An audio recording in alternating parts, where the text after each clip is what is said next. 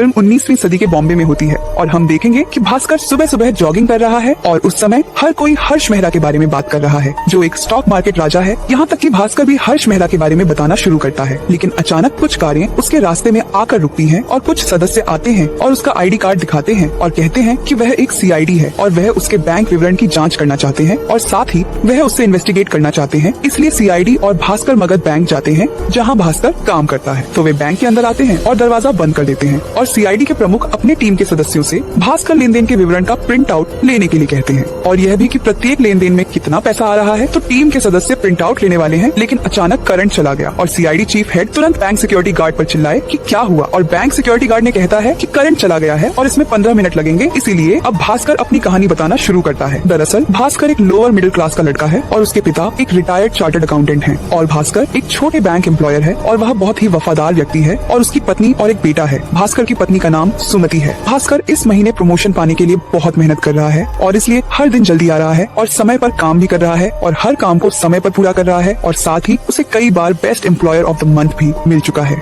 एक दिन भास्कर और उसका परिवार भास्कर की पत्नी सुमति के एक रिश्तेदार के बर्थडे फंक्शन में जाते हैं, लेकिन उस बर्थडे फंक्शन में कोई भी भास्कर और उसके परिवार और उसके बेटे को रिस्पेक्ट नहीं देता है। हर कोई भास्कर और उसके परिवार को भिखारी मानता है और भास्कर की पत्नी सुमति को बहुत गुस्सा हो जाती है और वे तुरंत समारोह से बाहर चले जाते हैं और रात हो चुकी है और भास्कर का बेटा बहुत भूखा है। सुमति भास्कर से कहती है कि उसके लिए कुछ खाना ले आओ, इसलिए भास्कर कुछ खाना लेने जाता है, लेकिन उसके पास पैसे नहीं होते हैं। लेकिन दुकानदार कहता है कि ठीक है, आप पैसे बाद में दे सकते हैं और पहले इसे ले लो और खा लो। और कुछ दिनों के बाद भास्कर को एंटनी नाम का एक कस्टमर मिलता है और वह भास्कर से 2 लाख रुपए का लोन देने का रिक्वेस्ट करता है और भास्कर पूछता है कि आपकी क्या श्योरिटी है, लेकिन एंथनी बताता है कि उसके पास कुछ भी नहीं है, लेकिन एक बार अगर वह लोन दे देता है तो उसे तुरंत पैसा मिल जाएगा और वह लोन वापस कर देगा। लेकिन भास्कर कहता है कि नहीं, मैं आपको लोन नहीं दे सकता क्योंकि आपके पास कोई श्योरिटी नहीं है। और कुछ दिनों के बाद वो दिन आएगा जिसका भास्कर इतने सालों से इंतजार कर रहा है, प्रमोशन का दिन। इसलिए बैंक जाने से पहले भास्कर मंदिर जाता है और भगवान से प्रार्थना करता है कि उसे प्रमोशन मिल जाए। और जब वह मंदिर से बाहर जा रहा होता है तो वह एक आदमी को देखता है जिससे भास्कर ने लोन लिया था, लेकिन उसे वापस नहीं चुकाया क्योंकि उसके पास पैसे नहीं थे। और वह आदमी भास्कर से झगड़ा करता है और कुछ मिनटों तक लड़ने के बाद वह भास्कर का स्कूटर ले लेता है। तो भास्कर टैक्सी से जाने का फैसला करता है, लेकिन उसके पास इतने पैसे नहीं है और समय भी निकलने वाला है, इसलिए भास्कर वहाँ से भागकर अपने ऑफिस पहुँचता है। और भास्कर बैंक में प्रवेश करते हैं और देखते हैं कि दूसरा एम्प्लॉयर को प्रमोशन मिली है और भास्कर को बहुत दुख हुआ क्योंकि उसने अपनी पत्नी से वादा किया था कि वह प्रमोशन लेकर घर आएगा, लेकिन दुर्भाग्य से उसे प्रमोशन नहीं मिली और यहाँ तक कि उसका स्कूटर भी चला गया। वह बहुत दुखी हुआ और वह बाहर गया और बैंक क्लीनर जो भास्कर का दोस्त था उसने भास्कर को बताया कि आज सुबह जब वह मैनेजर का कमरे की सफाई कर रहा था तो उसे एक पत्र मिला और उस पत्र में मैनेजर ने प्रमोशन में भास्कर का नाम तक नहीं लिखा था। उसने केवल एक नाम का मेंशन किया था क्योंकि जिस व्यक्ति को प्रमोशन मिली थी और मैनेजर एक ही जाति का है, इसलिए मैनेजर ने जानबूझकर उसे प्रमोशन दी है, न कि भास्कर को, क्योंकि भास्कर दूसरी जाति का है। इसके बाद भास्कर बहुत क्रोधित हो गया और तुरंत उस पत्र को लेकर मैनेजर के पास गया और चिल्लाते हुए बोला कि आपने मुझे प्रमोशन क्यों नहीं दिया? मैं बहुत ईमानदारी से काम कर रहा हूँ और बहुत मेहनत कर रहा हूँ, लेकिन मैनेजर ने बस इतना कहा कि चिल्लाओ मत और जाकर अपना काम करो। लेकिन भास्कर बहुत गंभीर और आक्रामक हो गया और मैनेजर ने कहा कि चिल्लाओ मत, अगर चिल्लाओगे तो मैं तुम्हारी नौकरी से निकाल दूंगा। यह सुनकर भास्कर रो पड़ा और कहने लगा कि कृपया मेरी नौकरी से मत निकालो, मेरा पूरा परिवार इस नौकरी पर निर्भर है। और वह हमेशा की तरह अपना काम करने चला गया और भास्कर चुपचाप अपना काम करता है और अचानक उसे एंटनी का फोन आता है और फिर से एंटनी भास्कर से 2 लाख लोन देने का रिक्वेस्ट करता है और भास्कर एंटनी से पूछता है कि आप किस उद्देश्य के लिए लोन चाहते हैं। तो एंटनी जवाब देता है कि वह illegal import and export business करता है, इसलिए इसके लिए उसे 2 लाख की आवश्यकता है और एक बार जब उसे 2 लाखों नकद मिल जाते हैं तो वह फिर से डीलरों से 2 गुना पैसा प्राप्त करेगा और वह तुरंत लोन पे कर देगा। यह सुनने के बाद भास्कर ने एंटनी पर भरोसा किया और बिना किसी को बताए काउंटर से 2 लाख नकद ले लिया। और सौभाग्य से भास्कर बैंक में कैशियर है जो लॉकर में पैसे रखता है, इसलिए उसके लिए कैश लेना आसान है और भास्कर उसे 2 लाख देते हैं। और भास्कर एंटनी से यह भी कहता है कि मुझे तुम पर भरोसा है, इसलिए हमें बेवकूफ मत बनाओ। और फिर एंटनी भास्कर को जवाब देता है कि तुम मुझ पर भरोसा कर सकते हो और मुझे आज 2 गुना पैसा मिलेगा और मैं रात तक तुम्हारे 2 लाख तुम्हें वापस कर दूंगा। और भास्कर यह भी बताता है कि हम पार्टनर्स बनेंगे और भास्कर यह भी कहता है कि तुम्हें मुझे और मेरे दोस्त को कुछ लाभ देना होगा। और फिर एंटनी भी उसकी बात से सहमत होता है और कहता है हाँ, हम पार्टनर्स बनेंगे। और इसके बाद भास्कर अपने घर चला जाता है और भास्कर का दोस्त एंटनी के साथ जाता है और भास्कर के घर पहुँचने के बाद उसने अपनी पत्नी सुमति को को देखा और उसे बताया कि उसका स्कूटर खो गया है और साथ ही उसे प्रमोशन भी नहीं मिली है। यह सुनकर उसकी पत्नी सुमति दुखी हो जाती है और रात हो जाती है और भास्कर को तनाव होने लगता है और वह सोचता है कि उसके दोस्त और एंटनी ने उसे धोखा दिया है। या भास्कर यह भी सोचता है कि पुलिस ने उन्हें इलीगल डीलिंग करते हुए पकड़ लिया है। और कुछ घंटों के बाद भास्कर देखता है कि उसका दोस्त आया है, लेकिन वह बहुत परेशान है और भास्कर सोचता है कि कुछ गलत हुआ है। लेकिन जब वह अपने दोस्त के करीब जाता है तो वह एंटनी को मुस्कुराते हुए और हाथों में पैसे लिए हुए देखता है और सौभाग्य से उनकी प्लान सफल हो जाती है। यह देखकर भास्कर बहुत खुश होता है और वह पैसे ले लेता है और अगले दिन वह पैसे उसी कैश काउंटर में रख देता है जहाँ से उसने कल 2 लाख कैश लिए थे। और अब से Bhaskar illegal import and export का काम करने लगता है और धीरे धीरे वह बहुत सारा पैसा कमाने लगा है। और एक दिन भास्कर की पत्नी सुमति पूछती है कि तुम्हें इतना पैसा कहाँ से मिल रहा है। तो भास्कर ने उसे बताया कि वह इंपोर्ट एंड एक्सपोर्ट बिजनेस कर रहा है और यह कुछ महीनों तक चलता रहा। लेकिन एक दिन एंटनी ने भास्कर और भास्कर के दोस्त को बताया कि वह अमेरिका जाने वाला है, क्योंकि एंटनी के बेटे ने एंटनी को अमेरिका आने और उसके साथ रहने के लिए बुलाया है। इसलिए अमेरिका जाने से पहले वह एक बड़ा डील करना चाहता है। इसलिए एंटनी इस डील के लिए भास्कर से 10 लाख रुपए मांगता है और वे सभी जानते हैं कि यह बहुत बड़ी रकम है और साथ ही यह बहुत रिस्की है और यदि योजना विफल हो जाती है तो उन्हें जेल जाना होगा, क्योंकि भास्कर 2 लाख कैश मैनेज कर सकता है। लेकिन एक बार में यदि वह कैश लॉकर से 10 लाख रुपए निकालता है तो यह बहुत रिस्की होगा। लेकिन एंटनी बताता है कि यदि यह सौदा सफल होता है तो उन्हें 5 गुना अधिक लाभ होगा और वे 50 लाख तक कमा सकते हैं। यह सुनने के बाद भास्कर और भास्कर के दोस्त ने एंटनी के साथ यह अंतिम डील करने का फैसला किया। सौभाग्य से भास्कर ने बैंक कैश लॉकर से 10 लाख रुपए चुराए और एंटनी को दे दिए और सौभाग्य से यह डील भी सफल हो जाता है और वे पैसे लेते हैं और इसे एक साथ बांटते हैं। और भास्कर एंटनी को अलविदा कहता है क्योंकि उसे आज अमेरिका जाना है और भास्कर का दोस्त इस इलीगल बिजनेस को जारी रखने का फैसला करता है और डीलरों को खोजने जाता है और भास्कर इस इलीगल बिजनेस को बंद करने का फैसला करता है। और अगले दिन भास्कर उस प्रॉफिट में से 10 लाख रुपए लेता है और इसे सूटकेस में रखता है और इन 10 लाख रुपए को कैश लॉकर में वापस रखने के लिए बैंक जाता है।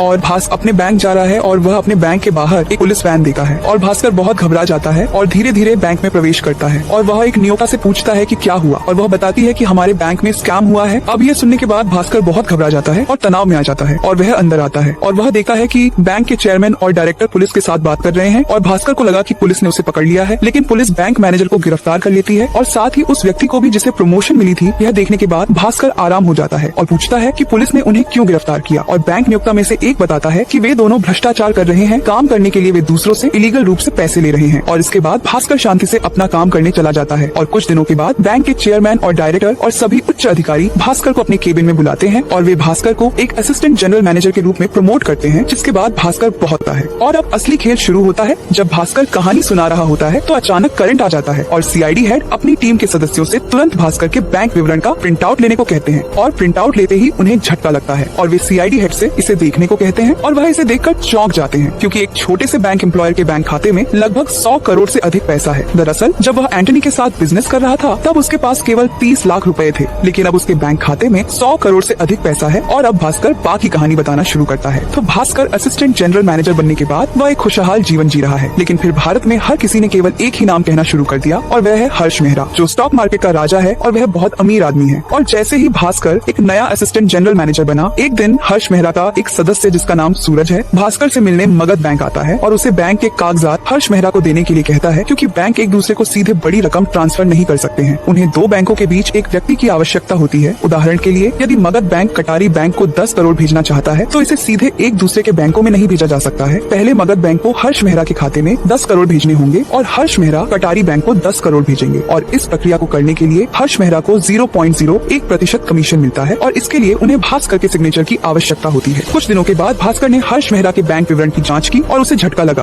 भास्कर देखता है कि मगध बैंक हर्ष मेहरा को पैसे भेज रहा है, लेकिन हर्ष मेहरा दोबारा उस पैसे को दूसरे बैंक में नहीं भेज रहा है जो कि कटारी बैंक है और मगध बैंक द्वारा भेजा गया पैसा पूरी तरह से हर्ष मेहरा बैंक में जुड़ रहा है। यह देखने के बाद भास्कर कटारी बैंक में जाकर यह बात बताने का फैसला करता है और वह कटारी बैंक जाता है और बैंक मैनेजर से पूछता है कि हर्ष मेहरा पैसे ले रहा है और आपके बैंक में नहीं भेज रहा है। लेकिन कटारी बैंक मैनेजर इसे सीरियसली नहीं लेता है और कहता है कि अपने बैंक में जाओ और अपना काम करो, इसमें शामिल मत हो। इसके बाद भास्कर को पता चलता है कि इस कटारी बैंक में हर कोई करप्टेड है। इस बैंक के सभी सदस्य अब हर्ष मेहरा के नीचे काम करते हैं और सूरज जो हर्ष मेहरा का पीए है उसे पता चलता है कि भास्कर को पता चला है कि यह एक स्कैम है। लेकिन अचानक भास्कर सूरज के साथ डील करने और फिर से बहुत सारा पैसा कमाने का सोचता है, क्योंकि भास्कर के सिग्नेचर के बिना पैसा हर्ष मेहरा के बैंक में नहीं भेजा जाता है, ताकि भास्कर हर बार हर्ष मेहरा को पैसा मिलने पर पैसे की मांग करना चाहता है। और सफलतापूर्वक भास्कर सूरज से बात करता है और एक डील करता है और भास्कर को दिन प्रतिदिन बहुत पैसा मिलना शुरू हो जाता है और बहुत पैसा कमाने से भास्कर का व्यवहार भी बदल जाता है। वह अपने परिवार के लिए समय नहीं देता है और अहंकार दिखाना शुरू कर देता है और भास्कर ने शेयर मार्केट में इन्वेस्ट करना शुरू कर दिया और बहुत लाभ कमाया और यह कुछ महीनों तक जारी रहा और भास्कर ने कुछ महीनों के भीतर लगभग 100 करोड़ कमाए। एक दिन कटारी बैंक मैनेजर भास्कर से मिलने मगध बैंक आता है और वहाँ सामान्य बातचीत होती है और भास्कर हर्ष मेहरा के कटारी बैंक के कागजात पर सिग्नेचर कर रहा था, जहाँ कटारी बैंक हर्ष मेहरा को पैसे भेज रहा था।